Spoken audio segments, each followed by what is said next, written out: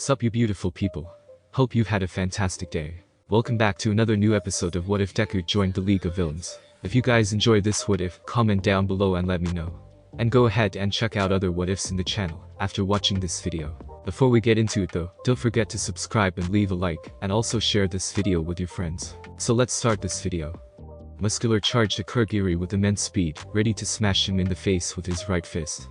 However, Kurogiri opened a warp gate. He could activate them on any part of his body, right where Muscular was attempting to hit him, and redirected it towards Muscular's face. The force from the blow sent Muscular flying back. Kurogiri then opened a warp gate where Muscular stood to trap him in it and cause him to fall. He then proceeded to crush him the same way he did with All Might at the USJ. Deepbolt wasn't having it. He shot balls of electricity at Kurogiri, who in turn opened another warp gate to redirect it at an already struggling Muscular. The shocks hurt him a little but not a lot. Did you really think I'd be so stupid to direct your attacks towards you? Kurogiri taunted. Electricity as a whole doesn't hurt you, even from other users. Deepbolt scowled. Hey Dumbus. Don't shoot at him, it's hurting me, Muscular yelled. Shut up. At least I'm putting up a fight. You went and got yourself captured, Deepbolt shouted back. Kurogiri wasn't the least bit surprised at their arguing. Though these two could work well together, they sometimes bickered when things weren't going their way. Taking advantage of them being distracted, Kurogiri warped behind Deepbolt and side-kicked his back to send him crashing down on his face. Deepbolt, angry at what had just happened, unleashed electricity through the ground. Kurogiri wasn't quick enough to dodge this time and got shocked.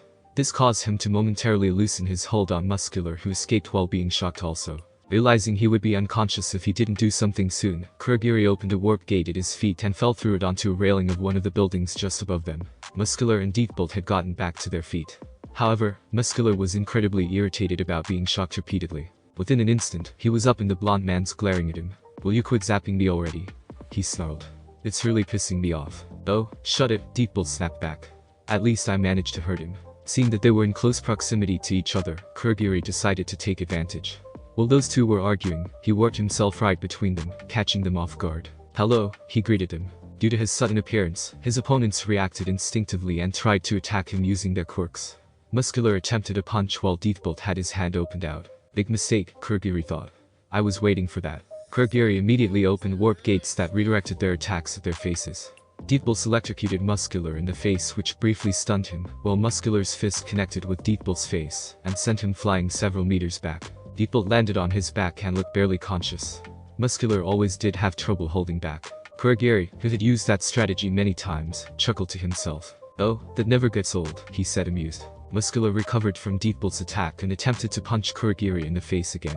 As with before, Kurogiri opened a warp gate to redirect it. However, Muscular was prepared this time. He changed the direction of his strike towards the ground and generated a shockwave that created a barrage of earth that sent Kurogiri crashing backwards. Taking advantage of the destruction, Kurogiri warped several large rocks at Muscular, who easily shattered them with his fists. Kurogiri quickly warped back to where was at the start of the fight. I didn't see that one coming. He's smarter than he looks, Kurogiri realized. Muscular smirked at Kurogiri. Regardless of the blows he was taking, he was really enjoying this fight. I really gotta thank you for making this fight interesting. It's not often I come across someone who's capable of making me go all out, Muscular applauded. Glad to see that you're enjoying yourself, Kurogiri responded. However, this must come to an end. Muscular expressed disappointment at hearing that. Aw, don't be like that. We're having so much fun, Muscular complained before turning sinister. Speaking of which, you wouldn't happen to know where that bastard Deku is, would you? I've got a score to settle with him for what he did back at the bar. Although, the boss wants him all to himself. Sorry to disappoint you, but I have no idea where Deku is. He's been missing since the kidnapping incident, Kurogiri explained. There had been no reports about Izuku over the news, so it was hard to know whether he was in prison or just in hiding. If he was in the hands of the heroes, then he was probably in a safer place than with them. Especially since Atrocity wanted him dead. As much as he and the others worried about Izuku's safety, they also had to worry about their own. Deepbolt moaned as he slowly got back to his feet. It seemed he had been hit by Muscular's recent attack. His clothes were slightly torn, and blood was leaking out of his mouth. What's more, he looked incredibly pissed at the situation. You, dumb shit motherfucker. He screamed at Muscular. You nearly killed me. Doesn't feel so good when it's the other way around, does it? Muscular snapped back, remembering when he got hit with Deepbolt's attacks. Kurogiri wondered if he should have escaped at that moment. He never got the chance though. That does it. This ends now, Deepbolt declared, while taking out an injection gun that had blue liquid in it. Achilles will make sure of that. Kurogiri knew what was in that liquid, and it worried him. He was also surprised at the name. Knowing Atrocity, he probably wanted to make it seem a little more his by naming it.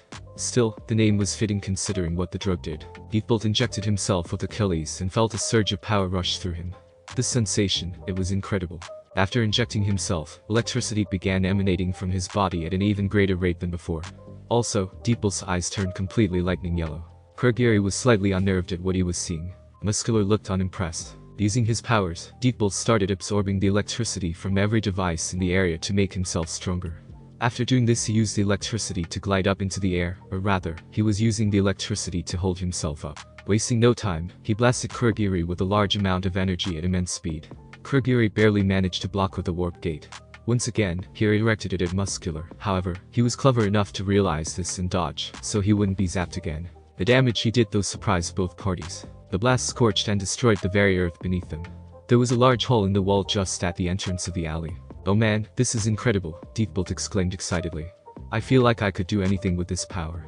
Pity the effects aren't permanent." Quirk had never sampled the drug himself, but he had seen the effects on several test subjects. Izuku sure did a tremendous job. Now wasn't the time for that though. Someone, most notably the heroes, was bound to have noticed their little show by now and were on their way. He needed to finish this quickly. Quirk desperately looked around for something he could use. That's when he saw it. On the roof of one of the buildings lay something that would ensure his victory. "Holy shit," Muscular muttered, seeing the power Deepbolt displayed. He couldn't deny he was impressed. Deepbolt's enhancement came with some other perks. In an instant, he was beside Quirk, the latter of which had no time to react as he was given an electric kick to the face that sent him crashing into the nearest wall. Deepbolt then forged an electric whip and tried to grab Quirk with it. However, Quirk threw an ice grenade. There was some left over from Izuku that collided with the whip and exploded in a blinding light. The ground and up to Deepbolt's knees were encased in ice. "You think this will stop me?" Deepbolt sneered as he emanated electricity from his body to melt the ice. "Well, I'll just finish off the weaker one of you two," Quirk boasted while turning to Muscular. The latter of which took extreme offense to that. "I'll show you weak," he shouted as he charged at Quirk with a kick. That was what he wanted though.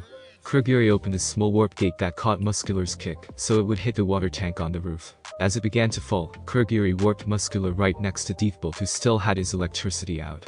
He then warped the falling tank right over them where its water started to fall out. The moment Deepbolt noticed this, his eyes widened in fear. "Shit," he whined. "Water and electricity don't mix well." And when the large amount fell on the pair of villains, it caused Deepbolt to short-circuit while electrocuting Muscular. From Quirk perspective, it looked like the two of them were screaming, yet it couldn't be heard. When the light show ended, they were both steaming. Deepbolt was unconscious and breathing softly. Muscular was conscious, tired, and breathing heavily. "Wow. I'm shocked to see you both alive after that," Quirk joked. As serious as he was most of the time, he did possess a sense of humor. Muscular grinned weakly. Despite his brutal and arrogant nature, he knew when he was beaten. In his eyes, Quirk was a strong opponent that shouldn't be underestimated. "Well, it seems you won.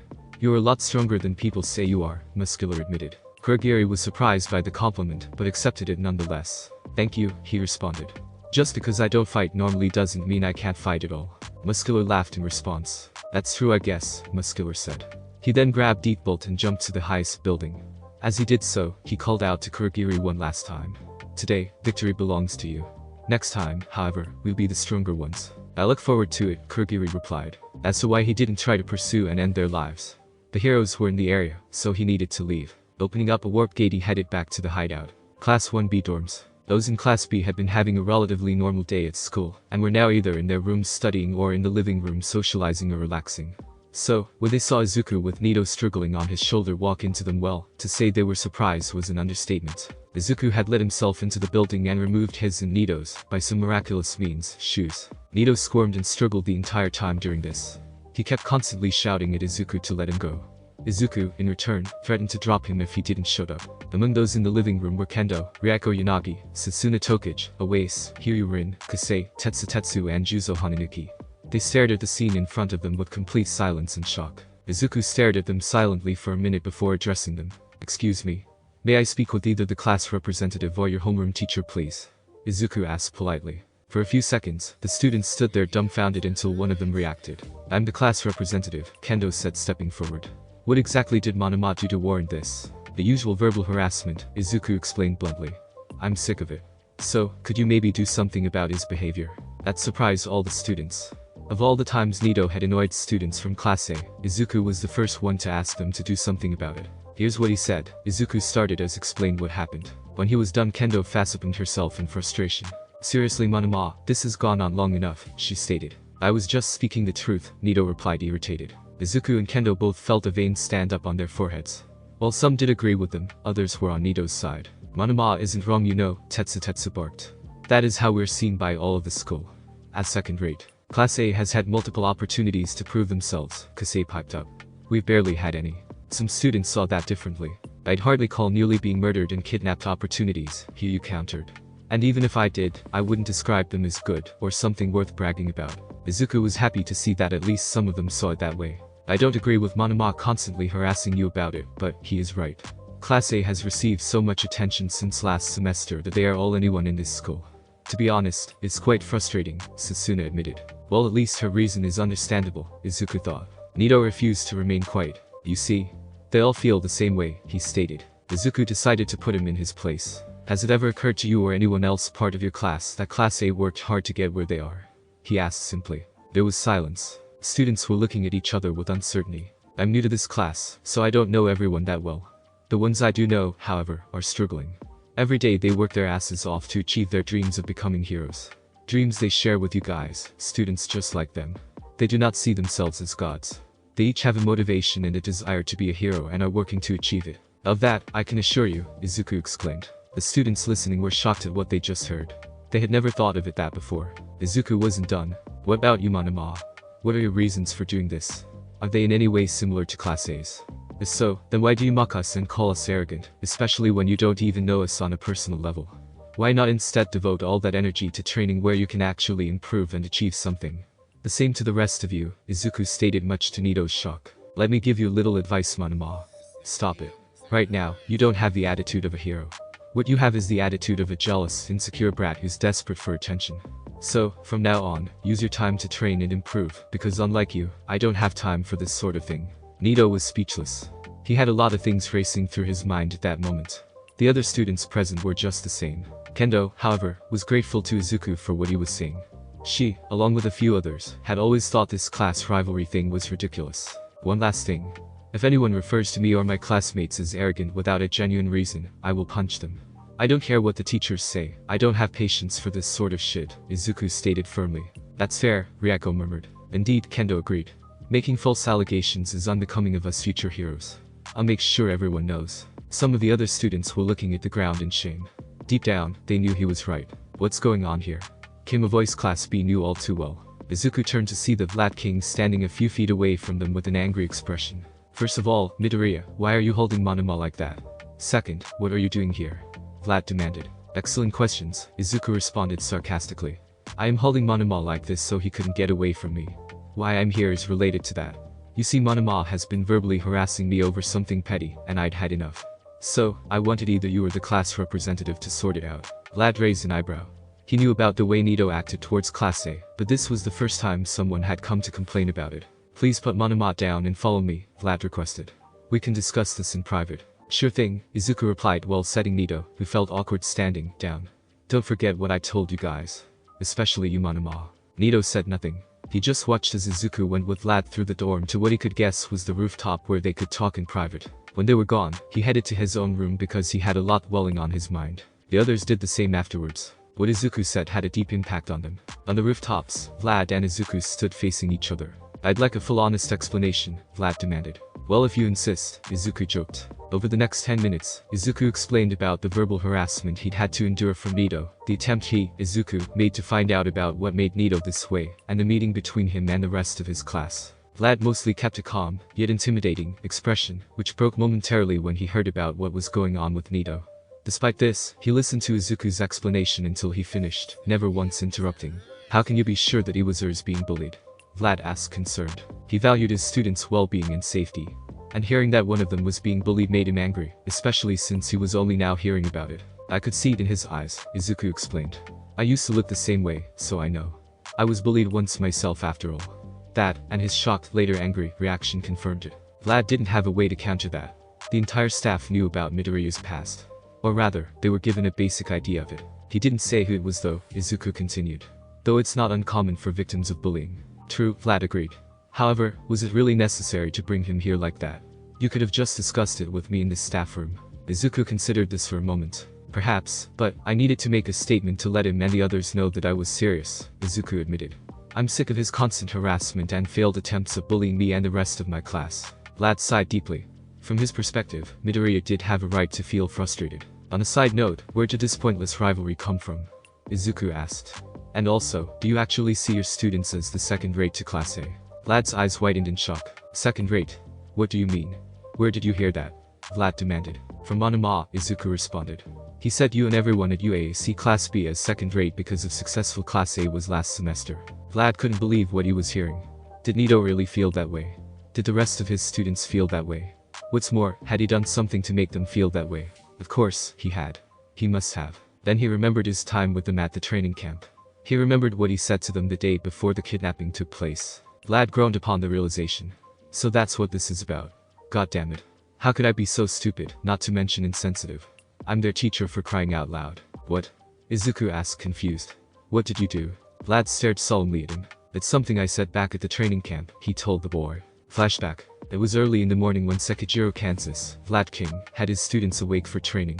Class A was already up working on their quirks, so he wanted to get Class B out doing the same. While they were walking to the training area, he said something that he thought would motivate them. Last semester, Class A stole the spotlight. This semester it'll be Class B's turn. Got that? It'll be Class B, not A. After saying this, he heard some sounds coming from his students behind him.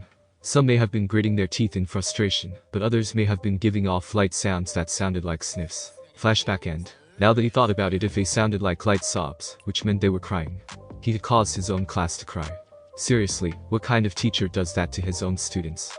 He was meant to encourage and motivate them, but he had done the opposite. Izuku could tell how Vlad was feeling about this. It was clear he did care about his students, but his attempts at helping them backfired in the worst way. That rivalry between Class A and B, is it something you use to motivate your students to do better? Izuku asked curiously. Vlad nodded and stared at the ground in shame. That was what he used it for. He didn't start it, but still, he took advantage of it. Izuku could see some parallels between Vlad and Razor, though he was obviously less violent, and didn't swear nearly as much. Trying to help your students was not wrong, but the way you did was, Izuku explained. Vlad looked at him with a baffled expression. When I was in the league, the person who taught me how to fight never used much to motivate me. They used my past and my anger at Bakugo, yes, but only twice. The rest of the time they focused on trying to train and improve me, Izuku explained. And that's how I became as strong as I am now. She must have been a really good teacher then, Vlad said. Izuku was taken back at that. How did they know it was a female that taught him how to fight? He never referenced the gender. Vlad seemed to notice this. That comrade of yours, Dabi I think his name is, mentioned that it was a woman who trained you, he explained. He didn't know the name though. Izuku sighed with relief. The last thing he wanted was Razor getting tied to all of this. She swore a lot and was quite violent, but she did want me to get better, Izuku admitted. Anyway, here's my suggestion. That rivalry you've got with Class A, tell your students to abandon and forget about it. It is completely pointless and doesn't do anyone any favors. Get your students to focus on themselves and no one else. Class A shouldn't matter, because we are a different class, they are their own. If anyone makes a comment comparing the two classes, well then fuck them. They aren't important or essential to your class's growth. Vlad stared at Izuku in complete shock. For a villain, he was unusually motivational. At the same time, he knew he was right. The other classes shouldn't matter to him. He should only be focused on his class. I'll also speak to Manama about what he was doing. I never addressed it before because I thought he was just doing simple teasing. However, it is also bullying, and as his teacher, I must stop it, especially since I am partially responsible for it, Vlad stated firmly. Though it had taken him a long time to realize it, he had been encouraging bullying by one of his students. Even if it was indirect, he had done it. He would also address what he had just been told by Izuku with the rest of his class as soon as possible, though asking Nito about his personal issues would be done privately. Thank you, Izuku said before checking the time and panicking. I gotta go. I have a counseling session with Hound Dog in 15 minutes. He then immediately started running off with Vlad watching in amusement.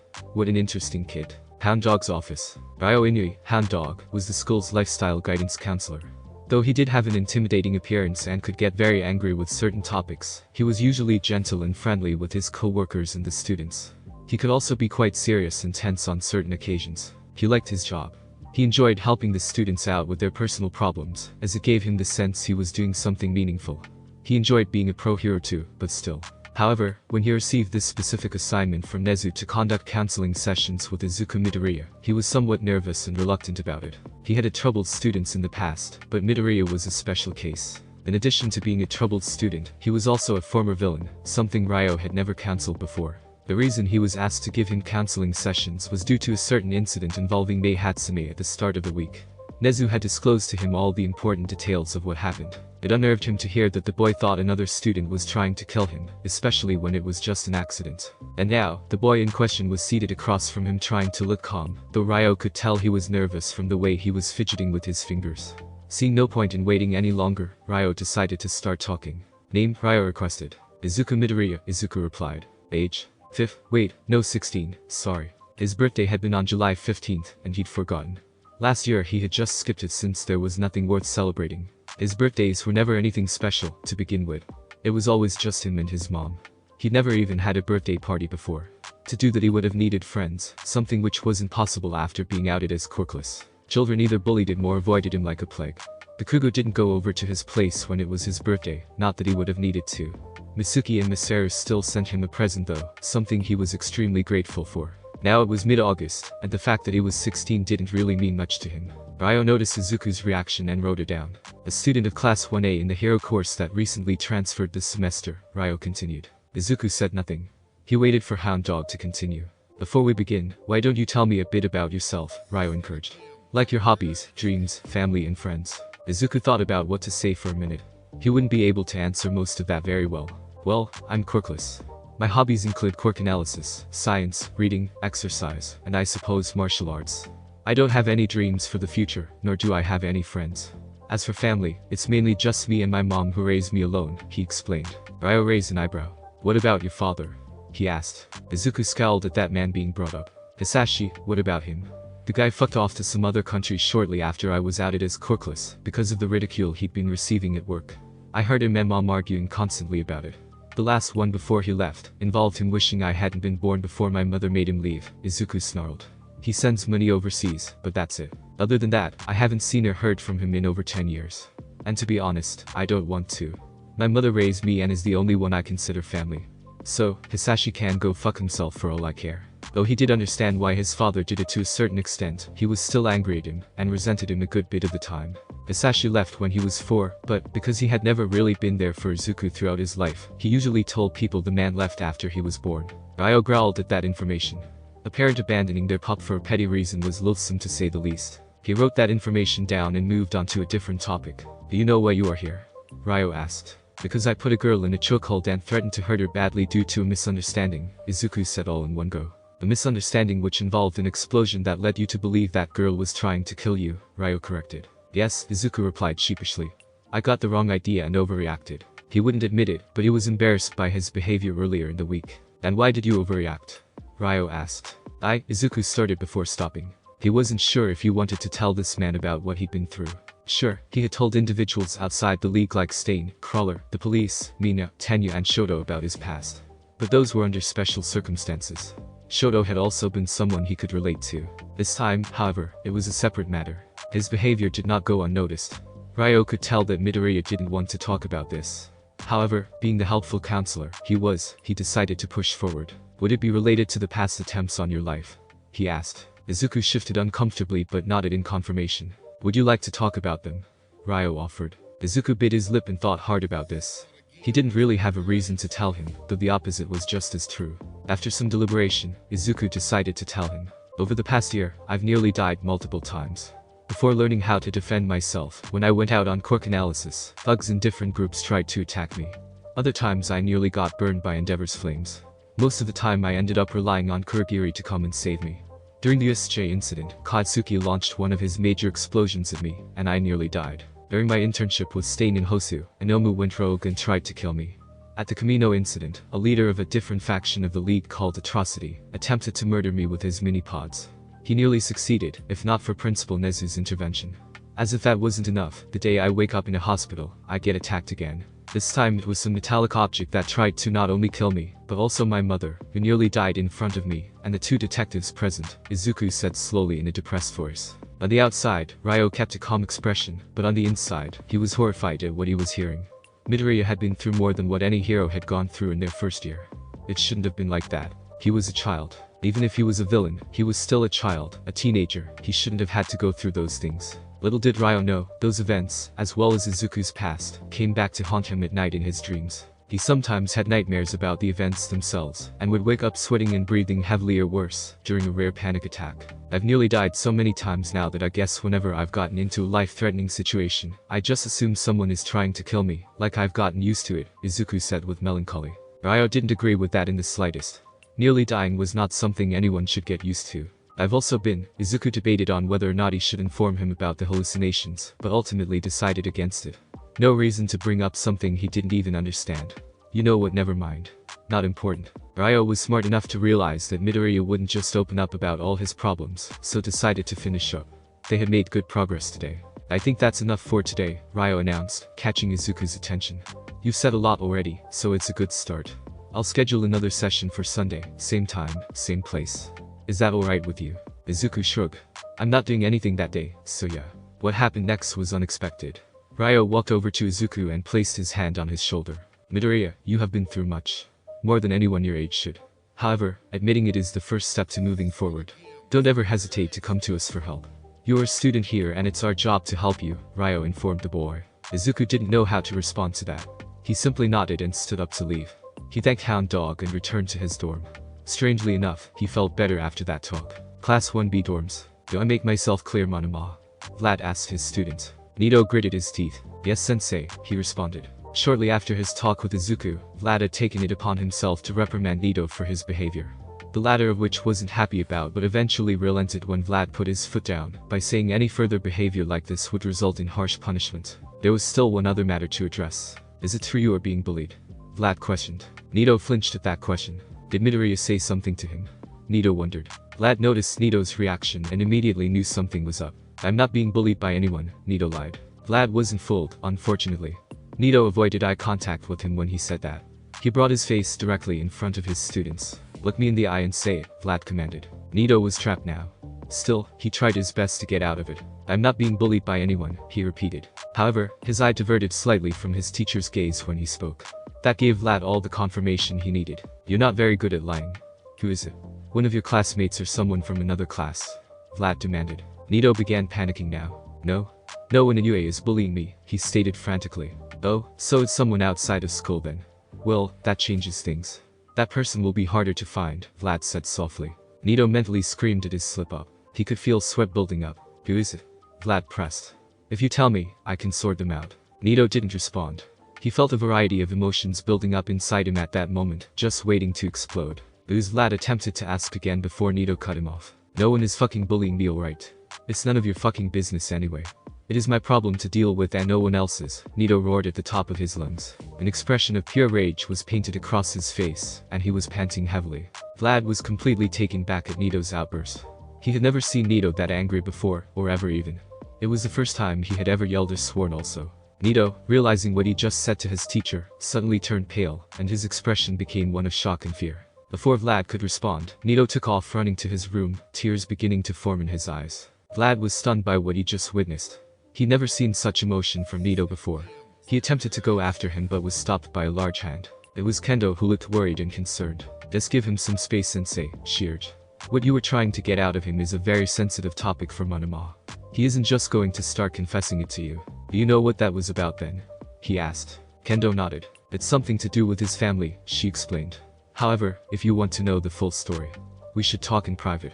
Wanting to know more about what was going on with his student, Vlad eagerly followed Kendo. Nito arrived at his room and slammed the door behind him. He closed the curtains and dived into bed.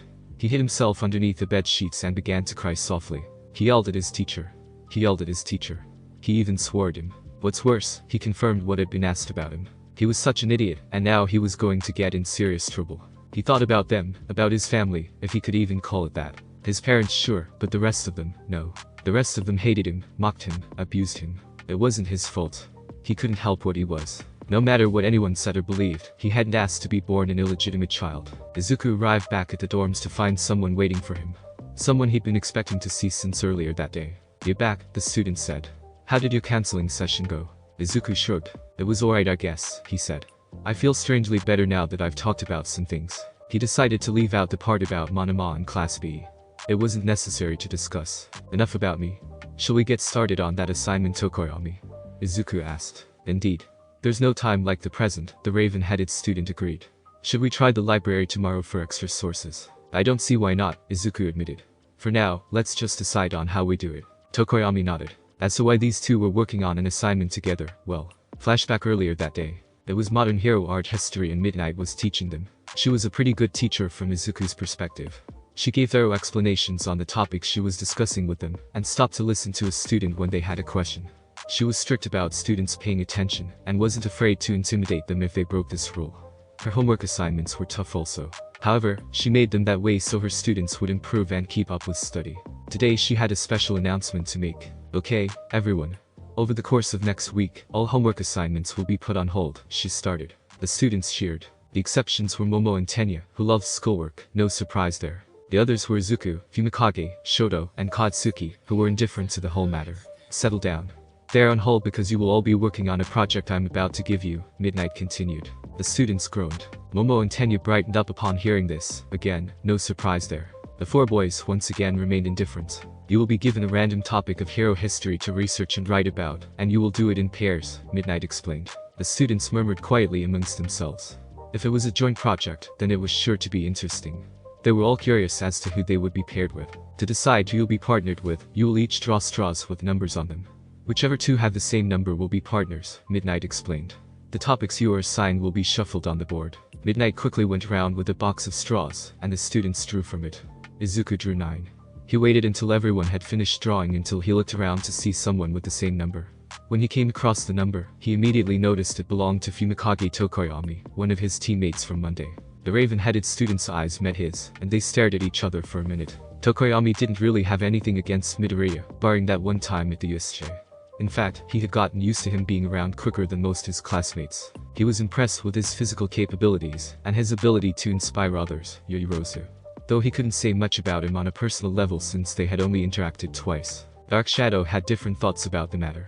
So, what do you think about this? Dark Shadow asked. About Midoriya? Fumikage asked back. Dark Shadow groaned. No. About doing a project within a week. Of course, I mean Midoriya. He's the one you're working with after all, he said sarcastically. Fumikage didn't react to that. Dark Shadow was a sentient being that is part of him, and as such they could communicate telepathically. I don't have any issues with it. If he's the one I've been assigned to work with, then there's nothing I can do about it, Tokoyami stated. Still, I will keep my guard up in case he tries anything. I may not hate him, but I don't trust him either. Dark Shadow chuckled upon hearing that. Well, at least you're thinking smart on this one. Hey, I know. Why don't you bring me out during all this? That way, he'll know better than to mess with you, Dark Shadow urged. No, Tokoyami replied automatically. Unless he actually tries to harm me, I won't bring you out. I'm not that wary of him. Dark Shadow scowled. Their private conversation was interrupted by Midnight's voice. Okay, now to decide on what topics you will cover. Please look at the board, Midnight requested. On the board, different numbers and subjects were being shuffled until it finally stopped. Besides 9, it was history of vigilantism. Izuku was somewhat intrigued by this subject. After all, he had worked with vigilantes before, so he was curious about their history. Tokoyami was also interested in the subject since they were rare occurrence nowadays. The students, particularly Tenya and Momo, and again, no surprise there, were getting pumped up about the project. Some were doing hero origins, others doing a history of hero teams, and another group were covering history of hero laws. The list went on.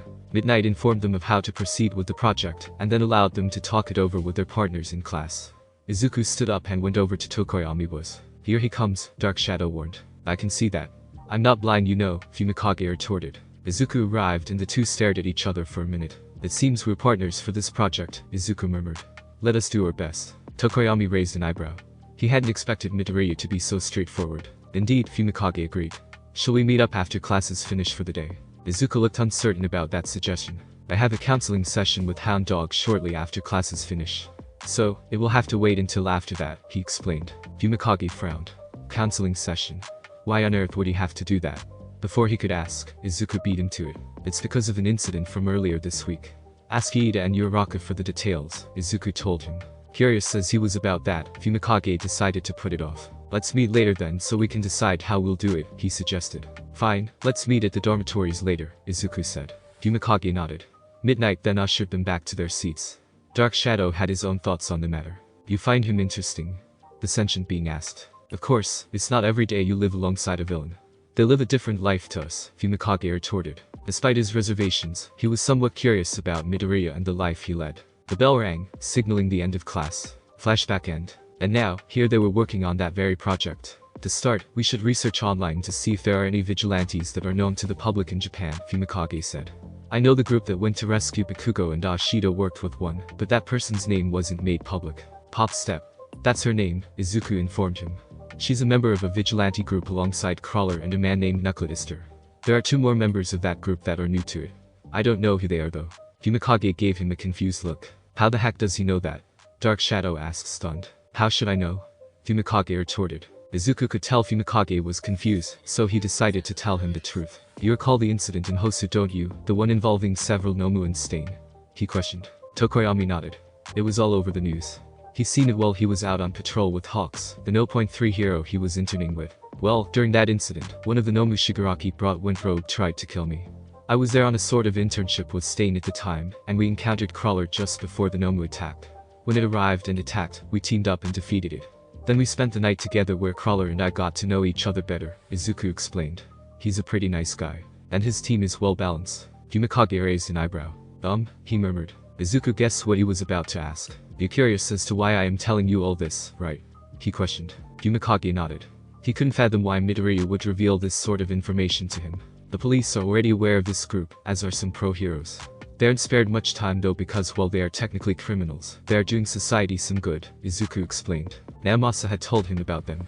Apparently, his sister had encountered them more than once. The information surpassed Fumikage. At the same time, he figured it was because they weren't the same as regular villains. They call themselves the Illegals. A fitting name if I do say so myself, Izuku continued. Stain was also a vigilante. Now that caught Fumikage's attention. The hero killer. He exclaimed. Izuku nodded. The one and only. A few years ago, he worked as a vigilante called Stendhal and killed criminals, Izuku explained. I suppose he technically is still a vigilante, since he occasionally does some heroic acts outside of his crusade. Though, at the end of the day, he is still a villain because of the lives he takes. Fumikage couldn't argue against that. No matter the reason, murder was still murder. There are other vigilantes around Japan, and in different countries as well, but there isn't much information to go on them. They stick to the shadows, out of the public eye so that they may serve the light, Izuku said. That sounds poetic, Tokoyami thought. I know, right? Dark Shadow added. The 2 of them were growing more interested in what Izuku had to say by the minute. Vigilantism comes with the disadvantages of having both heroes and villains after them, but there are some advantages that give it a step up from being a legal hero, Izuku explained. Like what? Fumikage asked curiously. Izuku closed his eyes briefly before speaking again. Well, for starters, they look in places most heroes wouldn't for different leads on a case. They don't really have any limits in what they can do. By that I mean they have no boundaries, such as entering places heroes can't without permission. Working in the shadows allows them to come across many problems that most heroes and police wouldn't come across until later. Also, unlike heroes, they have access to information from the underground about villains and other criminal groups most heroes or police wouldn't come across. They even have the use of information brokers, Izuku explained. Tokoyami was stunned. He had never thought of it that way before. Though to be fair, vigilantes weren't a majorly discussed topic in today's world. But admit, this guy is smart, Dark Shadow admitted. It's rare to hear you compliment someone, Fumikage commented. What? It's true, Dark Shadow defended. Don't you feel the same? Of course, I do. When did I say I didn't? Fumikage replied. I wasn't accusing you of anything, Dark Shadow responded. I was just saying what I thought. Tokoyami scowled without realizing it. Dark Shadow could be a real handful when he wanted to be. His scowl did not go unnoticed. Izuku observed him as he stared off into space. It wasn't hard to figure out what it was.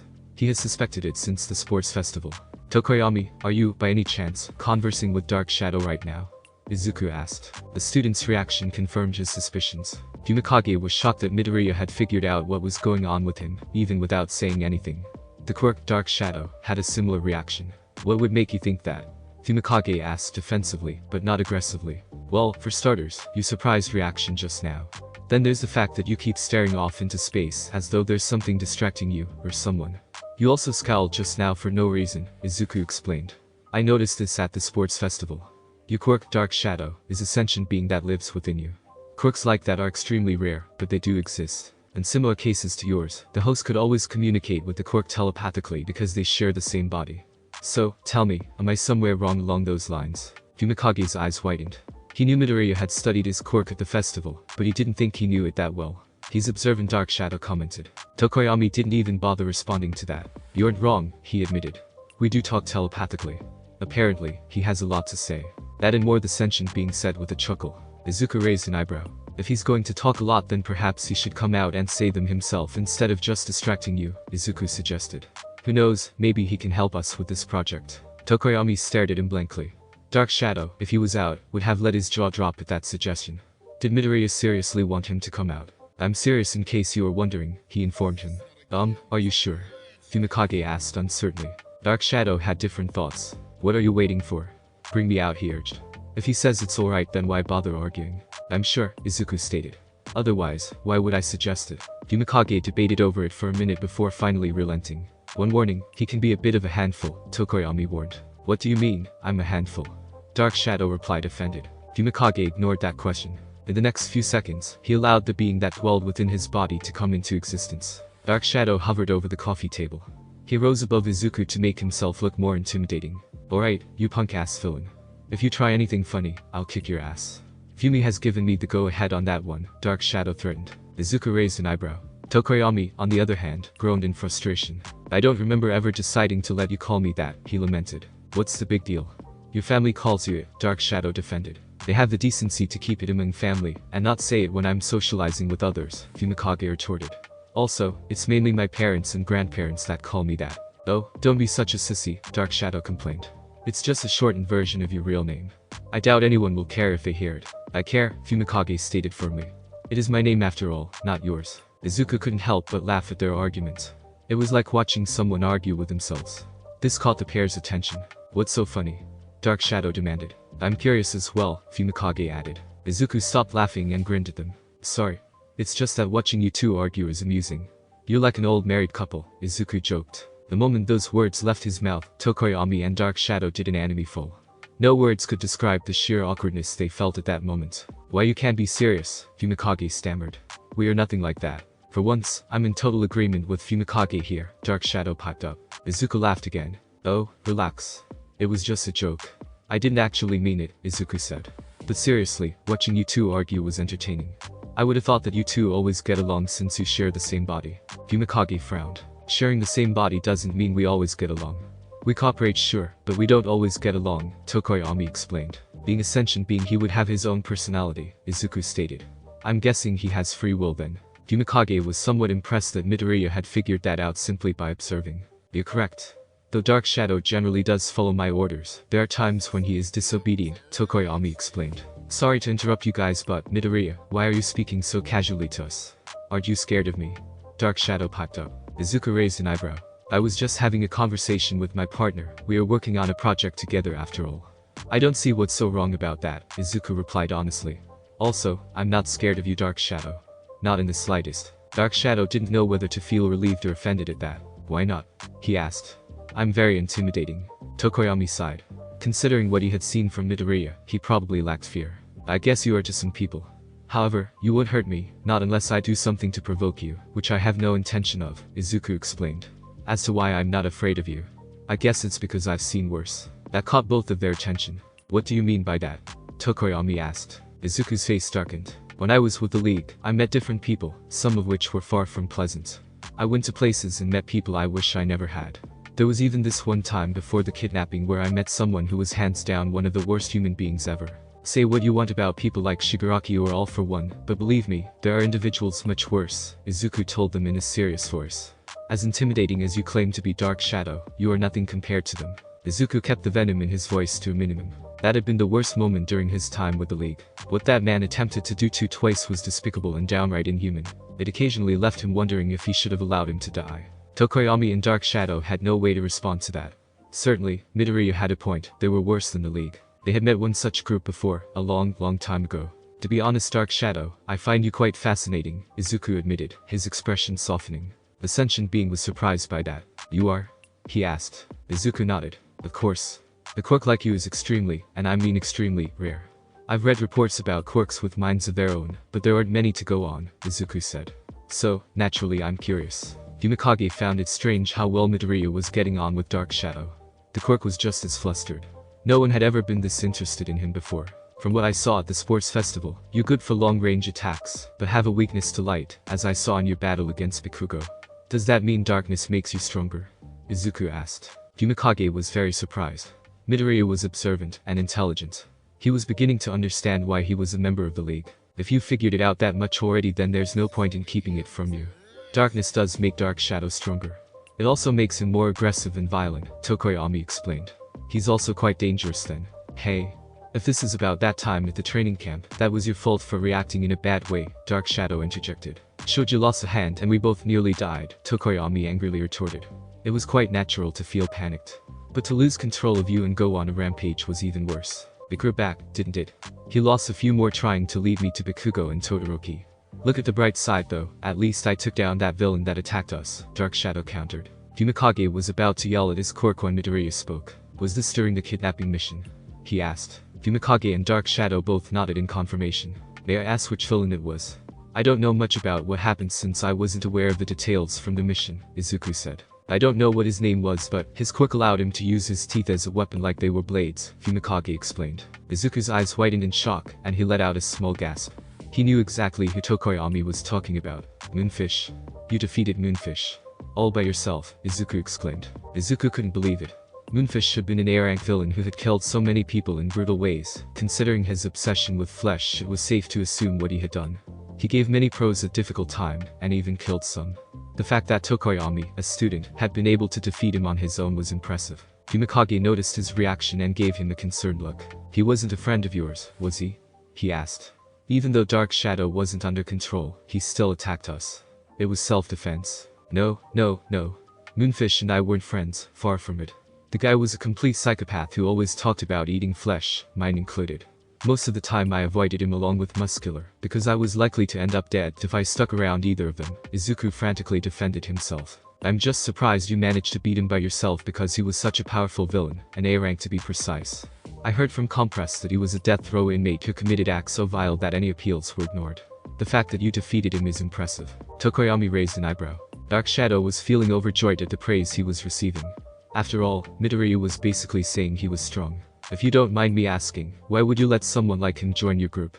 He asked curiously. Izuku rolled his eyes. It wasn't my decision, it was Tomuro's. His, or rather All for One's group, didn't discriminate against anyone who joined. Also, they needed all the help they could get, since their numbers dwindled during the USJ incident. Fumikage was surprised at that. From what he was hearing, the League didn't sound like it was a prejudiced group, except maybe towards heroes. Dark Shadow had his own thoughts on the matter. Those guys we fought at the USJ were super weak, it was almost too easy to beat them, he boasted. They were quite cowardly as well. According to Asui, they didn't attack her or Mineta while they were on a boat at the flood zone, even when they had the thing surrounded. Tokoyami sighed. He wished Dark Shadow wouldn't brag about such things. He didn't want to insult Midoriya or mock his allies. Izuku wasn't offended in the least. I thought they were a bunch of regular thugs when I first saw them that day, but I couldn't actually confirm, he said in a deadpan voice. He then put his hand to his chin and thought hard about that other bit of information. You said Asui and Mineta were sent to a flood zone, and none of the villains attacked them, right? Tokoyami nodded. That's correct. Why? Is something wrong? Izuku rubbed his head. It just doesn't make any sense, he murmured. Water is where Asui would be strongest because her quirk is frog. Why would Kurogiri send her there of all places? Maybe they were just random coordinates. He was trying to scatter everyone when we tried to escape, Tokoyami reasoned. I was sent to the downpour zone along with Kota where it was dark and rainy. I doubt it was random. Kurogiri isn't like that. He wouldn't send an enemy to a place where they would have the advantage. He isn't stupid, Izuku replied. Then his eyes widened. Unless of course, he didn't know they would have an advantage. That sentence confused both Fumikage and Dark Shadow. Okay, you lost me, Dark Shadow stated. The day before the assault, All for One held a meeting about it. He explained what was going to happen. I wasn't supposed to go originally, I was supposed to stay behind and continue working, but I wanted to go and see if Bakugo was there, to get even with him. There was a list of students that confirmed he was there. Now that I think about it, it said 1AS names, but it didn't say their quirks, Izuku explained. I knew Bakugo's sure, but the others were unknown. That's probably why things went down the way they did. Fumikage considered this for a moment before agreeing that it was possible. He didn't bother asking about Midoriya's past with Bakugo. He had heard bits and pieces of their history to get an idea. If you don't mind me asking, how did your group know where the training camp was? It was switched at the last minute, he asked curiously. That had been something on a lot of his classmates' minds for a long time now. Actually, I don't know. I never asked, Izuku replied honestly. I wasn't even aware of the mission's details. I only found out they were kidnapping someone before it happened, and even then, I didn't know who it was. I wasn't told a lot of things in the League, though it was for the best. Tokoyami was surprised at that information. He had assumed Midoriya was a high-ranking member within the league, given he had been with them for a year. They tried kidnapping Fumikage here as well, you know, Dark Shadow piped up. What? Izuku replied stunned. I thought Bakugo was the only target. Mina was kidnapped for atrocity, but other than that there shouldn't have been any more targets. Who was it that kidnapped you exactly? It was that man with the magician jet compress, I think his name was.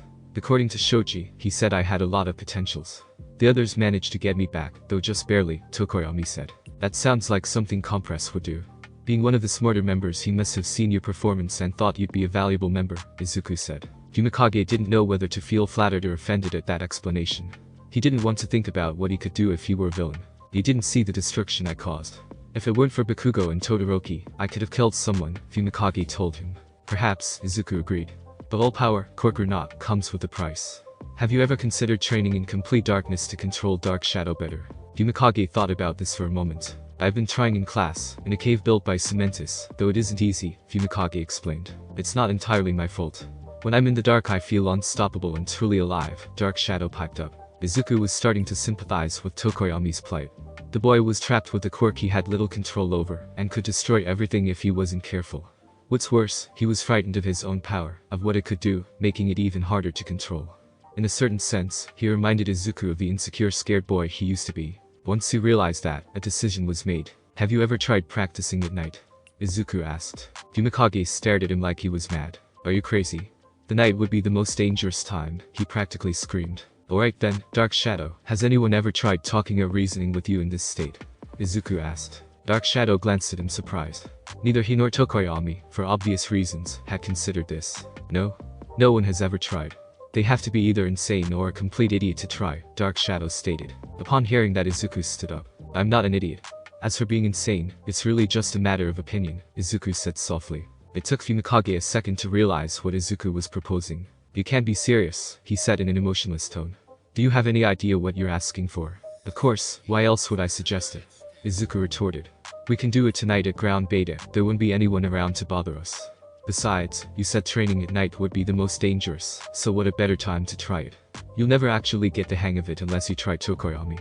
While he did acknowledge that to be true, he was still seriously against it. You know Fumi, he's got a point. This may be a good thing to try out, Dark Shadow suggested. You'll never know unless you try. Fumikage glared at his quirk. Seriously, don't call me Fumi. And what's with this sudden change of heart? Weren't you against this? He demanded. Ascension being raised its hands up in defense. All I did was answer the question. I never said I was against it, he reasoned. Fumikage scowled. Midoriya, this isn't like the battle trial. You could actually die, Tokoyami warned. Much to his surprise, Izuku just chuckled at the statement.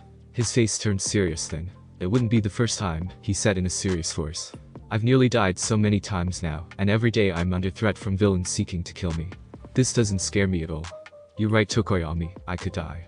But you know what, so could a lot of people, including your classmates, if you can't control your power. Fumikage was shocked at what he just heard.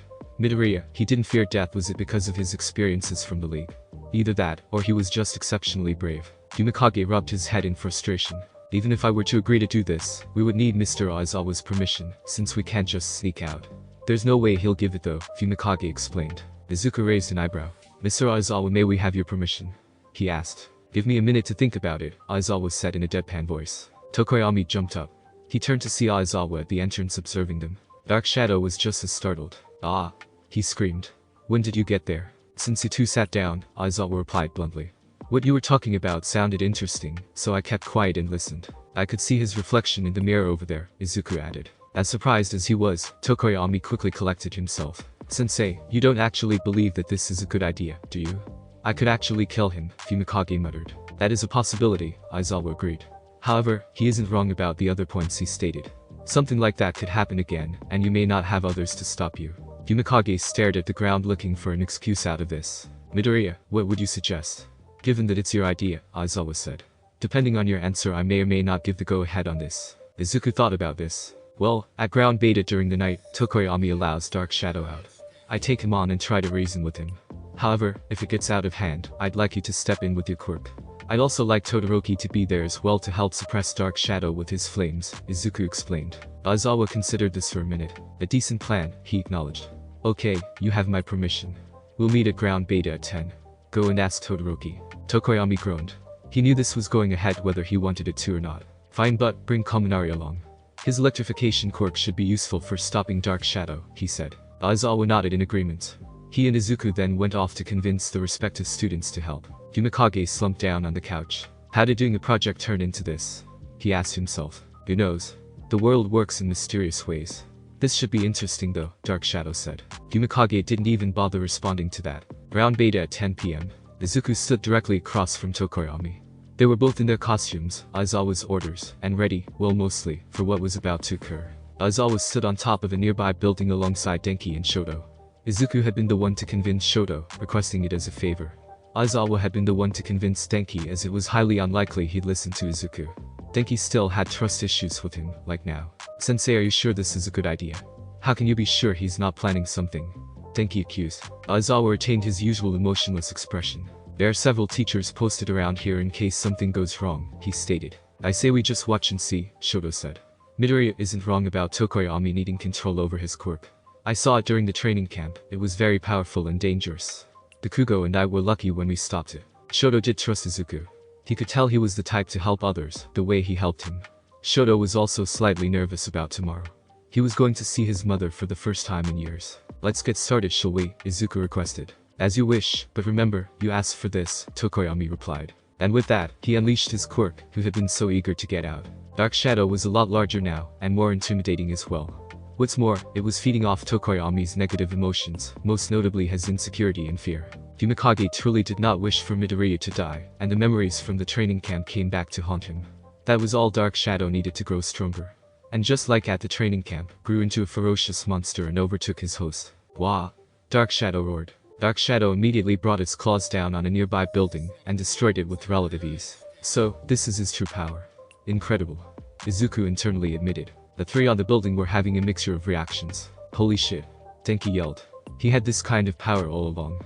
Holy shit. It's the exact same as during the training camp, Shoto murmured. Just as destructive and powerful. This is the power of Dark Shadow under absolute darkness. Aizawa retained a calm emotionless expression. Though that didn't mean he wasn't surprised, because he was. He had heard reports about what Dark Shadow had done during the assault at the training camp, but seeing it in person was a different matter altogether. He would take extra precautions when proceeding. I'm gonna destroy everything. Dark Shadow roared as he began to destroy everything in sight. Fumikage was powerless to stop his own quirk.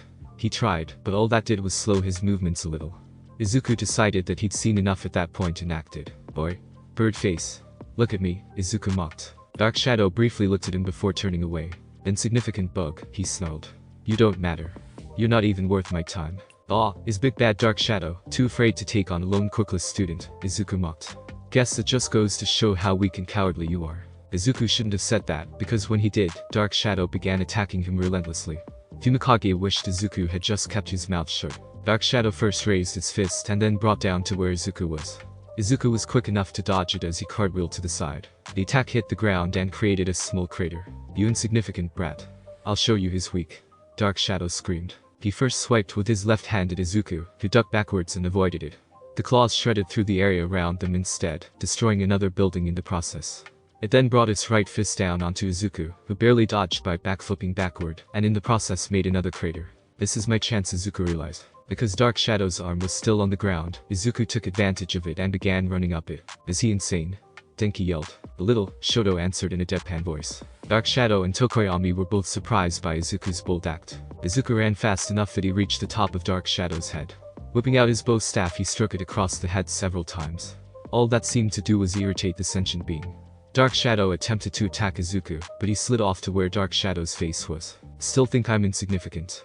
Izuku mocked with a smirk. That enraged Dark Shadow to the point where let an all-powerful punch fly at Izuku. That had been what he was waiting for. Dark Shadow may have become stronger under the influence of complete darkness, but it also became more aggressive and reckless. Izuku allowed himself to drop, while Dark Shadow's fist connected with himself, temporarily stunning it. Izuku dropped down onto Fumikage, who was struggling to control his quirk to no avail.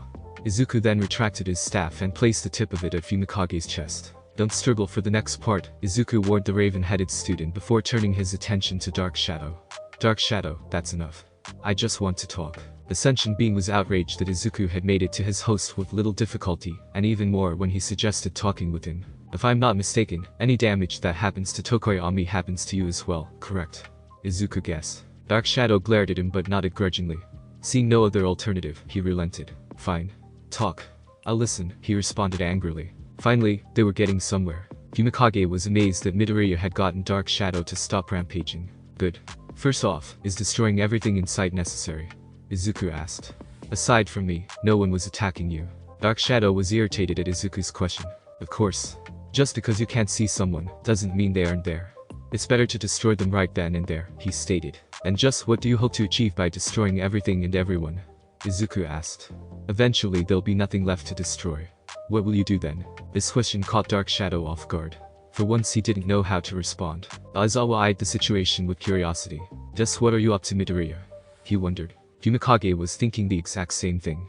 I'll, Dark Shadow said as he struggled to come up with an answer. Izuku wouldn't give him the time. What are you trying to accomplish? He shouted. Dark Shadow snapped at hearing that. He'll be safe, that's what I'm trying to accomplish. If I destroy everything then there will be no one that can hurt him. That's how I'll protect him, Dark Shadow roared. Everyone present was stunned at Dark Shadow's outburst. By him, you mean Tokoyami? Izuku murmured. Dark Shadow flinched. Tokoyami was just as surprised. Dark Shadow had been trying to protect him in all that. Izuku realized that there was a deeper meaning to that. Of course, you want to protect Tokoyami. However, it's not just because he's your host, it's because he's your only friend, Izuku stated. Fumikage couldn't believe what he was hearing. Is that how Dark Shadow truly saw him? You're wrong, that's not. Dark Shadow desperately tried to defend himself. If that's true then why are you crying? Izuku asked. And he was. Much to everyone's, including Dark Shadow, shock, there were tears falling from Dark Shadow's eyes. Fumikage was dumbfounded by what he saw. Dark Shadow had never cried before, he didn't even know it was possible. The Quirk seemed to share a similar reaction. He began wiping his eyes trying to get rid of the tears, but they kept flowing. Izuku then turned to Tokoyami. Tokoyami, you must understand, Dark Shadow isn't just a Quirk, he's a living being like you and me. He has emotions and desires the same as you, Izuku explained. Fumikage said nothing. He couldn't deny it. What's more, he found that he didn't want to deny it. Everyone has fears and doubts, they're what helps define us for who we are. It's by confronting them head-on that we can truly become stronger and move forward, Izuku said softly. Fumikage felt something at hearing that. He couldn't quite describe it but, it didn't feel bad. He glanced at Midoriya briefly before gazing at his Quirk, who was still trying to stop his tears. Dark Shadow, he addressed, catching the sentient's attention. I'm sorry. Dark Shadow stared at him confused. Taking a deep breath, Tokoyami spoke. I'm sorry, he said again. I'm sorry for not trying to understand your actions better. I'm sorry for treating you like a tool. And I'm sorry for being oblivious to your feelings, not giving them a second thought. I was scared because others would get hurt like when I was a child, but in the end, I ended up hurting you. You've always been there for me when I was in danger or when I was alone, and I'm sorry. I'm sorry for how I've treated you. Please, forgive me. This time it was Dark Shadow's turn to be dumbfounded. His host was apologizing to him. He never thought something like this would ever happen. Having calmed down from that, Dark Shadow released Tokoyami and shrunk down to meet him. I'm sorry too, he said awkwardly. I was just trying to protect you, but ended up hurting you and your friends even more. If I forgive you, will you forgive me? Tokoyami smiled at Dark Shadow. Yeah, definitely. And two forgave each other for everything. Izuku had to admit, there was something heartwarming about the scene in front of him. Things were slightly more emotional on the rooftops. Aizawa and Shoto smiled at what they saw. Izuku seemed to have an unusual effect on people. Denki was literally bawling his eyes out. It's beautiful, he sobbed. Then without realizing it, he grabbed Aizawa's cloth, dried his tears and blew his nose in it. Aizawa felt a vein stand on his forehead. Shoto barely prevented himself from laughing. Kaminari, you have detention, he declared. Sure thing, Denki sobbed, not caring in the slightest. Meanwhile, Tokoyami and Dark Shadow had made up. Tokoyami was now referring to him as his partner. They faced Izuku. Thank you Midoriya, Tokoyami said. If it weren't for you, this issue would never have been resolved. Yeah, thanks. Now I and Fumi are friends again, Dark Shadow said. Strangely, Tokoyami didn't mind him calling him that at that point. It's no problem, Izuku responded modestly. You were in a difficult situation like Todoroki was, and I wanted to help you. I suppose you could say, I saw in you what I saw in him, and that's a little of the old me. Before you became a villain. Dark Shadow questioned. Izuku nodded. That reminded Tokoyami of a question he had. If you don't mind me asking, what's it like being in a group of villains? He asked. How do you bond and work together? Izuku considered this for a moment. It's like you in Class 1A, it could also be compared to a group of heroes. You see, villains like me in the League, we're the outcasts of society. We aren't accepted by anyone because of what we are. That creates a unique sense of camaraderie. There's also the fact that each of us is there for a specific reason, some tragic, some evil, and some because they have no other choice. It's all this that allows us to bond and work better as a group, Izuku explained. Tokoyami and Dark Shadow were perplexed by that explanation. Truly the life of a villain was a different one to their own. Enough about that, Izuku declared. Tomorrow my mother will be here at noon, so can we put project work off while she's here? Sure thing, Tokoyami replied. Okay, enough talking, I say we all head the hay now, Dark Shadow declared. And with that, the three of them headed back to their dorm. Thanks for listening. I do hope you enjoyed. If you want the next part of this video, like, subscribe and comment down below, and turn on the bell notification. And also check out other videos that I have created and enjoy. See you in the next video. Peace.